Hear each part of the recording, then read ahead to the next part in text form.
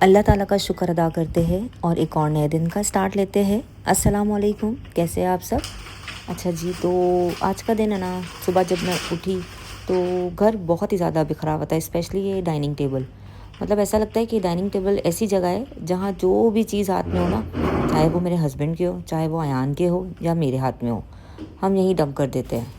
कहने को तो ना घर में कोई छोटा बच्चा नहीं है, बट अल्हम्दुलिल्लाह घर भी बहुत साफ़ सुथरा रहता है, कभी बिखरा हुआ नहीं रहता है, बट हो जाता है एट टाइम्स। लेकिन ये डाइनिंग टेबल अक्सर ही बिखरा हुआ रहता है। मतलब जिसके हाथ में जो भी सामान होता है ना, चाहे वो कुछ बाहर से आ रहा हो, चाहे वो कुछ घर में इधर उधर पड़ा हो, वो सब इस डाइनिंग टेबल पे आ जाता है। तो ये इतना मैस हो जाता है कि इसको तकरीबन हर एक दिन बाद क्लीन करना ही पड़ता है और सारी चीज़ों को प्रॉपर जगह पे रखना ही पड़ता है। बस डाइनिंग टेबल को प्रॉपर क्लीन किया, इसके बाद मैं बेडरूम में आ गई थी क्योंकि बेडरूम की बेडशीट को चेंज करना था। तो बस ये देखिए 1 मिनट में पूरा बेडरूम जो है चेंज हो गया। मतलब साथ-साथ बेडरूम भी क्लीन हो गया, बेडरूम की बेडशीट भी चेंज हो गई। अच्छा, ये वही बेडशीट है जो मैं पाकिस्तान से आई थी ना, लाई तो नहीं थी, ये पार्सल आया था पाकिस्तान से, जो मैंने ना आप लोग के साथ शो भी किया था। मतलब ये वाली बेडशीट्स को मैंने शो भी किया था, बहुत अच्छी लग रही थी और बहुत अच्छा कपड़ा था। मतलब थोड़ा सा हार्ड लग रहा था वैसे, लेकिन ये कि जब इसको यूज़ किया ना 1-2 बार तो ये अच्छा हो गया, मतलब सॉफ्ट हो गया। अब इंशाल्लाह एक आध वॉश होगा ना तो और अच्छे से ये सॉफ्ट हो जाएगा। खैर, फिर बेडशीट मतलब बेडरूम सेट करने के बाद, डाइनिंग टेबल को क्लीन करने के बाद मैं आ गई थी नाश्ता करने के लिए, क्योंकि बहुत शदीद भूख लगी थी। और नाश्ते में आज मैं बना रही थी वही फ्रेंच टोस्ट, क्योंकि तो उसके लिए मैंने ना एक अंडा तोड़ लिया था और अंडे में थोड़ा सा दूध ऐड कर लिया था। अच्छा, इस तरह तो मैं फ्रेंच टोस्ट फिर भी खा लेती हूँ, लेकिन सिर्फ अंडा तो मुझसे बिल्कुल नहीं खाया जाता। एक तरफ चाय चढ़ा दी थी ताकि चाय पक जाए, और इसमें उबाल आ गया था ना तो उसमें दूध डाल दिया। अब जब तक दूध डालने के बाद 2-3 उबाल आ जाएंगे ना, मेरी जो फ्रेंच टोस्ट है ना वो टोस्ट हो जाएगी, मतलब उसको मैं फ्राई कर लूँगी। तो बस मुझे ज़्यादा से ज़्यादा 2 या 3 पीस ही चाहिए होते हैं, वैसे तो 3 ज़्यादा ही हो जाते हैं, बट मैं फिर भी कर लेती हूँ कि कभी चलो अगर खा लिया जाए तो खा लेती हूँ। क्योंकि मेरा है ना ऑलमोस्ट क्या होता है, ब्रेकफास्ट और लंच एक ही साथ हो रहा होता है, तो इसलिए मुझे ऐसा होता है मैं थोड़ा ज़्यादा ही खा लूँ, क्योंकि फिर डायरेक्ट मैं रात में ही खाती हूँ। बहुत रेयरली होता है कि मैं शाम में कभी कुछ खा लेती हूँ, लेकिन ज़्यादातर नहीं खाती हूँ। तो बस एक के बाद एक मैंने सारे फ्रेंच टोस्ट को फ्राई कर लिया था अच्छी तरह से।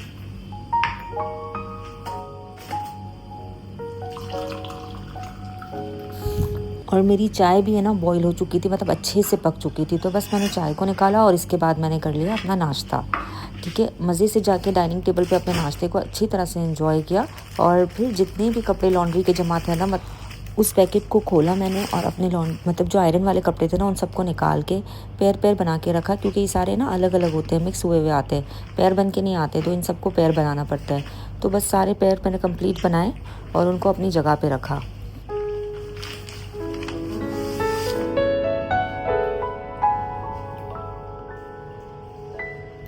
इसके बाद मैं फ़्रेश हो गई थी और फिर नमाज़ अदा करने बैठ गई थी, क्योंकि नमाज़ का टाइम हो चुका था ज़ोहर की। ये जुमे का दिन था। तो बस नमाज के बाद तस्बीहात वगैरह पढ़ी, अल्लाह ताला से दुआएं मांगी और बहुत ज़्यादा दुआएं मांगी, सबके लिए मांगी, खुद के लिए भी मांगी, औरों के लिए भी मांगी। और वैसे भी हमेशा दूसरों के लिए ही पहले मांगना चाहिए और फिर अल्लाह ताला से अपने लिए मांगना चाहिए। कुछ अस्कार अदा किए, क्योंकि बहुत ज़रूरी होते हैं और एक सुकून सा मिल जाता है जब अल्लाह ताला के आगे झुकते हैं ना। मुझे ऐसे ही लगता है अब ज़्यादातर कि किसी के भी आगे शिकवा करने से या कुछ भी कहने से कुछ भी नहीं होता, किसी को भी कोई फ़र्क नहीं पड़ता, इवन ना हमें कोई फ़र्क पड़ता है। हम जितना भी लोगों के आगे रो ले, गिड़गिड़ा ले, अपने दुख सुना ले, अपनी तकलीफ़ें सुना ले, अपनी परेशानियां बता ले, आप यकीन करें कुछ भी नहीं होता है। हाँ, लेकिन अगर एक बार खुलूस से दिल के साथ सजदे में गिर जाए ना तो अल्लाह ताला सब सुन लेता है, सब। इवन वो बातें भी सुन लेते हैं ना अल्लाह ताला जो हमने कही भी नहीं होती है। ये बस है ना एक कहावत ही है कि अगर किसी को अपने दिल का हाल बता दो तो बोझ हल्का हो जाता है, दर्द कम हो जाता है। आप यकीन करें ऐसा कुछ भी नहीं होता है। शायद है ना पहले के दौर में ऐसे मुखलिस लोग होते होंगे, लेकिन अब तो बिल्कुल भी नहीं होते हैं, बिल्कुल भी नहीं होते। किसी को हमारे दुख, किसी को हमारी तकलीफ़ से कोई तकलीफ़ नहीं होती, कोई दुख नहीं होता है। बस वक्ती तौर पे वो हमें थोड़ा सा सहारा दे देते, थोड़े से दिलासे दे देते, लेकिन उससे भी कोई फ़र्क नहीं पड़ता है। हाँ, लेकिन अल्लाह ताला के आगे एक बार अल्लाह ताला से दोस्ती करके सुकून से, ये ज़रूरी भी नहीं है कि आप जा नमाज़ पर बैठ के अल्लाह से बातें करें। मैं तो अक्सर अकेले रूम में बैठकर भी, अपने बेड पर बैठ के भी अल्लाह से बातें करती हूँ, और करती थी। काफ़ी टाइम से मेरी ये प्रैक्टिस रही है कि मैं अल्लाह ताला से ही बातें करती हूँ।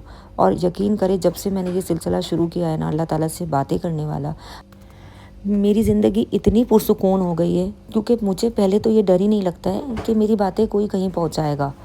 बस अल्लाह ताला से कह दे और अल्लाह ताला पे ही सब कुछ छोड़ दे। तो अल्लाह ताला ऐसे ऐसे वसीले बनाते हैं, ऐसे ऐसे ज़रिए बनाते हैं जो हमारी सोच से परे है, जिसके बारे में हम सोच भी नहीं सकते हैं। बस आप नियत करें, आप सोचें, अल्लाह ताला से बात करें कि अल्लाह ताला मैं इस परेशानी में हूँ, मैं इस मुश्किल में हूँ, मेरी मदद फरमा दीजिए, मुझे सही राह दिखा दीजिए। तो और फिर अल्लाह ताला पे यकीन करें तवक्कल के साथ। ऐसा नहीं कि शक हो दिल में, कोई शुबा हो, कोई खदशा हो कि यार नहीं इनका हुआ मेरा तो नहीं होगा, तो ये चीज़ नहीं होनी चाहिए। बिल्कुल 100% तवक्कल के साथ आपको पता होना चाहिए कि मैंने अल्लाह से ये मांगा है, तो अल्लाह ताला मेरी ये बात सुनेंगे ही सुनेंगे। अच्छा, बहुत दफ़ा ऐसा भी होता है कि हम बहुत दिल के साथ अल्लाह ताला से बहुत कुछ मांग रहे होते हैं, कोई छोटी सी चीज़ भी हो, लेकिन वो हमारी पूरी नहीं होती है। तो उस पर सब्र कर लिया करें, उस पर शुक्र अदा किया करें। सब्र तो करे ही करे, लेकिन साथ साथ शुक्र भी अदा करे, क्योंकि अगर वो काम नहीं हो रहा ना, तो फिर उसमें अल्लाह ताला की मर्ज़ी है।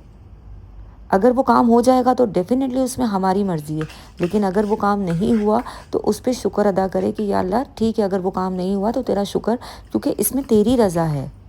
अल्लाह ताला की रज़ा में राज़ी होना, अल्लाह ताला के साथ बातें करना, अल्लाह ताला के साथ दोस्ती करना, अल्लाह ताला के साथ मोहब्बत करना, इतना सुकून देता है दिल को कि आपकी सोच है।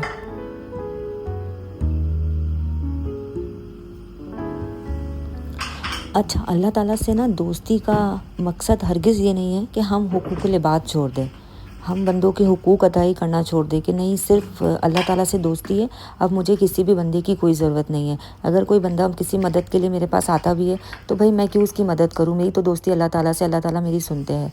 तो ये याद रखें, क्या पता उस बंदे को भी अल्लाह ताला ने आपके ही घर का एड्रेस दिया हो, आपके ही घर का रास्ता दिखाया हो, जभी वो आपके पास आया है।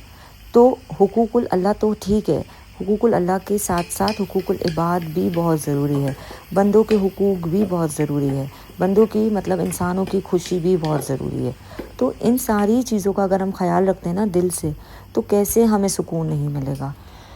तो आप लोग मुझे कमेंट में ज़रूर बताइएगा कि अल्लाह ताला से दोस्ती करके आप लोगों को कैसा लगा। आप लोगों में से कौन है इस तरह से जो अल्लाह ताला से बातें करता है और अल्लाह ताला से दोस्ती की हुई है जिन्होंने, और जिनको बहुत ज़्यादा ज़िंदगी में सुकून मिलता है। अच्छा, सुकून होने का मतलब ये बिल्कुल भी नहीं है कि हमें ज़िंदगी में आजमाया नहीं जाता या परेशानियाँ नहीं आती है। बिल्कुल मेरी ज़िंदगी में भी बहुत आजमाइशें हैं, इवन अभी भी है, साथ साथ बहुत परेशानियाँ भी हैं, बट अल्हम्दुलिल्लाह उन परेशानियों के साथ अल्लाह ताला रास्ते भी दिखाते हैं। तो बस आज का टॉपिक यही था कि हम अल्लाह ताला से दोस्ती करें और अपने दिल को सुकून पहुंचाएं। तो आप लोगों ने देखा, मैं सारे कामों से फ़ारिग होकर एज़ यूजुअल नमाज से और घर के सारे कामों से फ़ारिग होकर किचन में आ गई थी। चिकन के ऊपर मसाला मैरिनेट करके तकरीबन मैंने 1 घंटे तक छोड़ दिया था। मसाला आप लोगों ने देखा था मैंने क्या क्या डाला था, और इसके बाद बस चिकन को मैंने जो है ना फ्राई पैन कढ़ाई में डाल दिया था। पहले कढ़ाई में मैंने 1 चम्मच तक, 1 या 1.5 चम्मच तक ऑयल डाला था, मतलब 1-1.5 चम्मच टेबल स्पून की बात कर रही हूँ, ऑयल डाल दिया था। और जब ऑयल थोड़ा सा गर्म हो गया ना, तो जितना भी चिकन था ना वो डाल दिया था इसके अंदर, और बस जो चिकन का पानी रिलीज़ हुआ था ना, इसमें शायद थोड़ा सा ही मैंने पानी ऐड किया था, और उसी पानी में मैंने पका लिया था। बिल्कुल हल्की आंच पे पकाने के लिए छोड़ दिया था। तकरीबन 30 मिनट्स लगे थे और ये पक गया था। अच्छा, इतना कम तेल था और इतना मज़े का बना था। और जब ये रेडी हो गया ना, तो मैंने इसके ऊपर धनिया छिड़क दिया था। अच्छा, अब है ना इसके साथ कुछ फ्राइज़ खाने का दिल हो रहा था, तो मुझे ना आलू कट करने की इतनी सुस्ती हो रही थी कि मैं क्या ही आलू कट करूँ, क्योंकि दुबई में ना ऑलमोस्ट 4-5 दिरहम केजी आलू मिलते हैं, कभी 4 दिरहम, कभी 5 दिरहम और कभी 6 दिरहम भी। तो मैंने क्या किया कि मैंने फ्रोज़न जो फ्राइज़ होते हैं ना वो ऑर्डर कर दिए, क्योंकि ये 7 दिरहम तकरीबन 1.5 किलो मिल रहा था। तो मैंने कहा अगर मैं 1 किलो मंगवाती भी हूँ आलू, तो मुझे इतनी मेहनत करनी पड़ेगी, वो 4-5 दिरहम के आएंगे, तो 7 दिरहम के जब मुझे 1.5 किलो फ्रोज़न मतलब रेडी मिल रहा है, तो फिर मैं क्यों ही मेहनत करूँ। तो बस मैंने इसको ऑर्डर कर दिया, और मैंने ये फ्रोज़न फ्राइज़ नीचे ही ग्रोसरी वाले शॉप है ना, भैया से मंगवा लिए थे। और साथ साथ मज़ेदार मैंने रायता बना लिया था, इसमें हरी मिर्ची, हरा धनिया, चाट मसाला, थोड़ा सा जो स्टीम रोस्ट मसाला होता है जो मैं करके रखती हूँ वो डाला, साथ साथ थोड़ा सा धनिया स्प्रिंकल किया, इसके अंदर मैंने थोड़ा सा नमक ऐड किया और फिर अच्छी तरह से इसको मिक्स कर लिया।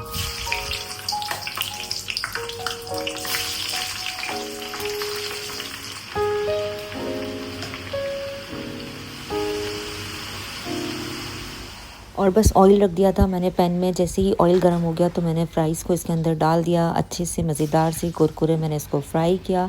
और जितनी नीड थी ना मेरे और अयान के लिए बस उतना ही पकाया था। और रायते को मैंने अच्छे से प्लेट में सर्व किया, धनिए से ऊपर थोड़ा सा डेकोरेट किया। फ़्राइज़ भी रेडी थे, खाना भी रेडी था अल्हम्दुलिल्लाह। बड़े ज़बरदस्त बड़े मज़े का चिकन बना था, चिकन रोस्ट टाइप मैंने बनाया था बिल्कुल कम तेल में, जबकि फ्रेंच फ्राइज़ में मैंने दबा के तेल डाला था। तो कोई हेल्दी फूड तो नहीं था, लेकिन ये कि बड़ा मज़ा आया इसको खाने में, एंजॉय किया अल्हम्दुलिल्लाह। अल्लाह ताला सबके रिस्क में बेतहाशा बरकत दे, सबकी हाजतों को पूरा करे, सबकी मुश्किलों को दूर करे, सबकी परेशानियों को दूर करे। आमीन सुम आमीन। मुझे भी अपनी दुआओं में ज़रूर याद रखिएगा। प्लीज़ वीडियो को लाइक कर दिया करें, नीचे कमेंट ज़रूर किया करें, इससे मुझे बहुत ज़्यादा मोटिवेशन मिलती है। मुझे ऐसा लगता है कि लोगों को मेरी वीडियो पसंद आ रही है और आगे वीडियो बनाने का भी दिल होता है। अच्छा, ये शरबत है ना बिल्कुल भी रेडीमेड नहीं है, ये हमने बॉटल्स पहले मंगवाई हुई थी तो पड़ी थी, मैंने वॉश कर लिया था। तो इसके अंदर ये ना मैं टैंक बना लेती हूँ।